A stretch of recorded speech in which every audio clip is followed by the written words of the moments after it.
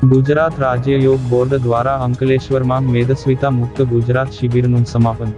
ભરૂચ જિલ્લાના અંકલેશ્વર તાલુકામાં Keshubhai park GIDC ખાતે ગુજરાત યોગ બોર્ડ ગાંધીનગરના માર્ગદર્શન હેઠળ મેદસ્વીતા મુક્ત ગુજરાત અભિયાન અંતર્ગત એક માસિક સ્વસ્થ અને મેદસ્વીતા મુક્ત ગુજરાત યોગ શિબિર 10 નવેમ્બરથી 10 ડિસેમ્બર 2025 સુધી યોજાઈ હતી, જેનું સમાપન કરવામાં આવ્યું।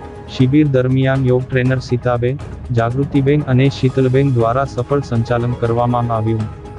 આ શિબિરનો મોટી સંખ્યામાં લોકોએ લાભ લીધો હતો। સાથે શિબિરમાં સાધકોના આરોગ્યની તપાસ કરવામાં આવી તેમજ આહાર ચિકિત્સા સમજાવી હતી। નીરજાબેને ઉકાળાની સેવા આપી।